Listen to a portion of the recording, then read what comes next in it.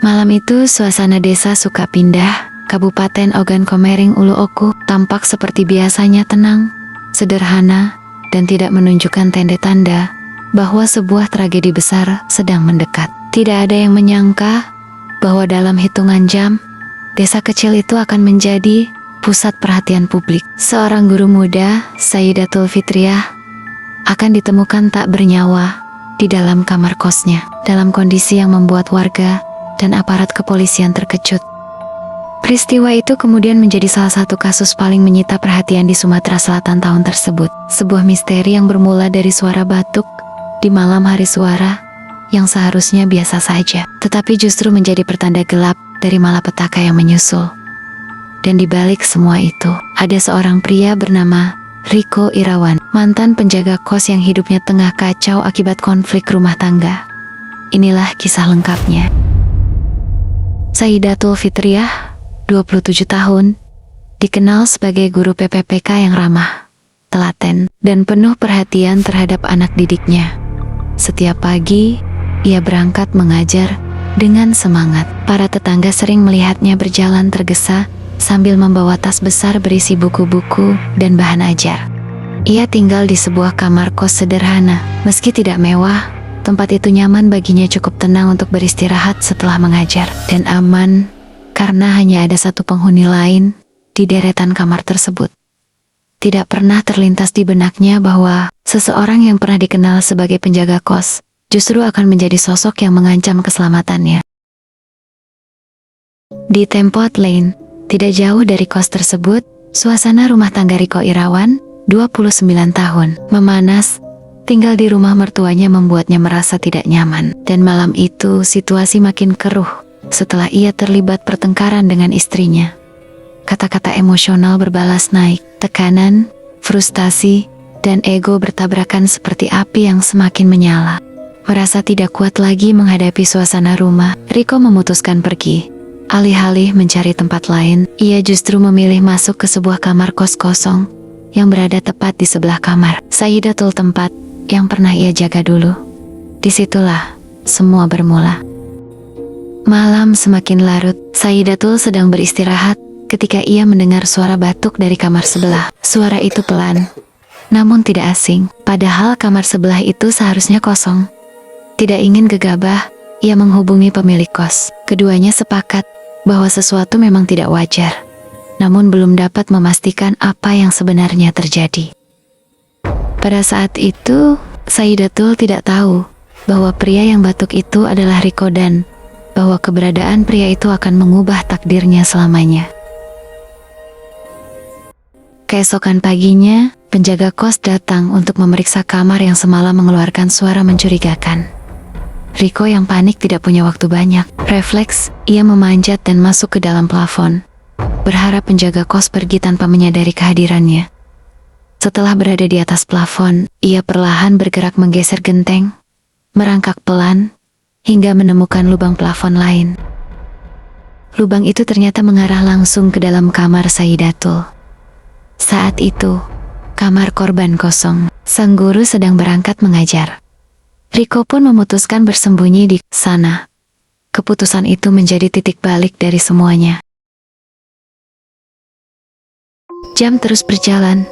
Aktivitas warga semakin ramai. Riko yang sudah terlanjur berada di dalam kamar dan mendengar suara-suara dari luar merasa tidak mungkin keluar tanpa dilihat orang. Ia terjebak. Setiap menit terasa panjang. Suasana kamar itu sunyi. Hanya sesekali terdengar suara angin dari sela-sela dinding kayu. Riko duduk di sudut belakang kamar, menunggu situasi mereda. Namun, bukan situasi yang mereda. Justru, langkah kaki seseorang semakin mendekat ke kamar kos tersebut. Sekitar pukul 13 WIB, Sayyidatul pulang dari sekolah. Ia baru saja selesai mengajar dan ingin beristirahat. Tidak ada kecurigaan sedikit pun dalam pikirannya ketika ia memasukkan kunci ke lubang pintu kamarnya. Tapi begitu pintu terbuka, semuanya berubah. Dari sudut pandang pelaku, pintu itu seperti pintu menuju kehancurannya. Ia ketakutan.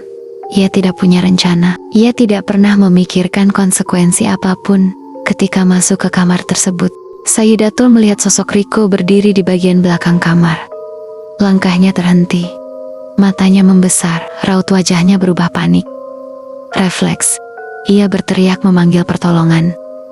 Bagi Riko, teriakan itu berarti bahaya. Ia takut akan dilaporkan, takut akan ditangkap, takut reputasinya semakin buruk setelah semalaman kabur dari rumah. Dan ketakutan itulah yang membuat semuanya berujung fatal. Dalam kepanikan, Riko berusaha membungkam teriakan Sayyidatul. Ia menutup mulut korban dan mendorongnya ke kasur. Pertengkaran singkat terjadi. Korban berusaha melawan, mencakar, mendorong, dan mencoba melepaskan diri. Sayyidatul bukanlah perempuan lemah. Meski tubuhnya kecil, ia punya tenaga untuk melawan. Namun upayanya berakhir tragis. Dalam proses itu, Riko panik. Ia mengambil jilbab korban untuk membekap mulutnya. Kain yang semula menjadi penutup aurat kini berubah menjadi alat yang membungkam teriakan penyelamatannya. Pelaku kemudian mengikat tangan Sayyidatul dengan dasi dan mengikat kakinya dengan jilbab lain. Semuanya terjadi dalam situasi kacau, impulsif, dan didorong rasa takut yang salah arah. Bukan direncanakan, bukan disengaja sejak awal. Namun tetap saja, hasil akhirnya sama. Seorang guru muda tidak terselamatkan. Setelah situasi hening, Riko diam selama beberapa waktu. Ia tidak tahu apa yang harus dilakukan. Ia takut keluar, tetapi ia juga takut tetap di dalam kamar itu. Pada pukul 15 WIB, ia memberanikan diri membuka pintu. Ia mengambil ponsel milik korban, lalu kabur keluar. Ia tidak kembali ke rumah mertuanya. Ia memilih pergi ke kabupaten lain, ke rumah orang tuanya di Desa Munggu, Kecamatan Muara Kuang, Ogan Ilir. Di sana ia bersembunyi, berharap tidak ada yang bisa menemukan jejaknya. Namun, pihak kepolisian bergerak cepat.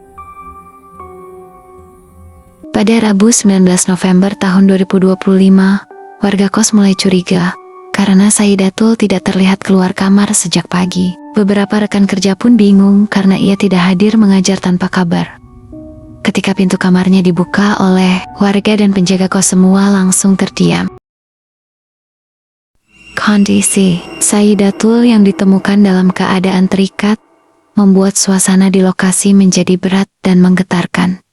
Warga berteriak meminta pertolongan. Polisi segera datang, memasang garis pembatas, dan melakukan olah tempat kejadian perkara. Berita pun menyebar, media mulai meliput, publik tersentak. Satreskrim Polres Oku bertindak cepat. Mereka memeriksa saksi-saksi, menelusuri jejak keberadaan pelaku, dan menganalisis petunjuk yang ditemukan di kamar korban. Petunjuk paling kuat bukanlah sesuatu yang rumit, melainkan ponsel korban. Riko menyembunyikannya di sebuah rumah kosong dekat lokasi kejadian, tetapi polisi menemukannya pada hari itu juga. Dari situ arah pelarian pelaku mulai tampak. Tim Opsnal bergerak menuju Ogan Ilir. Penyisiran dilakukan secara hati-hati. Polisi mendatangi beberapa rumah yang berpotensi menjadi tempat persembunyian. Dan akhirnya, pada Jumat dini hari the 21st of November 2025, Riko berhasil ditemukan dan diamankan. Ia tidak melawan. Dalam pemeriksaan, Riko mengaku tidak berniat melakukan tindakan tersebut sejak awal. Semua terjadi secara spontan, dipicu rasa panik akibat ketahuan bersembunyi di kamar. Namun, pengakuan itu tidak mengubah fakta, tidak mengubah kenyataan bahwa seorang perempuan telah kehilangan nyawanya, tidak mengubah duka keluarga dan murid-murid Sayyidatul yang kehilangan guru kesayangan mereka. Kapolres Oku AKBP Endro Ariwibowo mengatakan bahwa motif utamanya adalah rasa takut, panik, dan upaya menutupi keberadaannya di kamar tersebut. Bukan dendam, bukan perencanaan, bukan motif lain.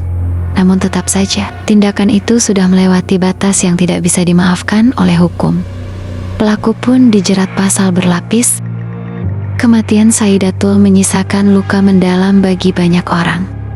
Murid-muridnya menangis saat mengetahui kabar tersebut. Mereka tidak percaya guru yang pagi sebelumnya masih mengajar dengan senyum ramah, tiba-tiba pergi selamanya. Rekan-rekan sesama guru kehilangan teman baik yang selalu ceria, Pemilik kos menyesal tidak lebih waspada saat mendengar suara batuk pada malam sebelumnya. Dan warga sekitar merasa trauma mengetahui kejadian besar itu terjadi begitu dekat dengan mereka. Kasus ini menjadi pelajaran besar tentang pentingnya keamanan lingkungan, kewaspadaan penghuni kos, serta bagaimana ledakan emosi seseorang dapat berubah menjadi tragedi mengerikan. Sayyidatul Fitriyah adalah seorang guru, seseorang yang mendedikasikan hidupnya untuk pendidikan. Perjalanannya terputus oleh ketakutan seorang pria yang tidak mampu mengendalikan dirinya. Namun kisah ini tidak hanya tentang akhir tragis seorang guru. Ini adalah pengingat untuk kita semua bahwa setiap tindakan impulsif bisa membawa dampak besar, bahwa keselamatan sering bergantung pada keputusan kecil yang kita buat setiap hari, dan bahwa hidup bisa berubah hanya dalam hitungan menit.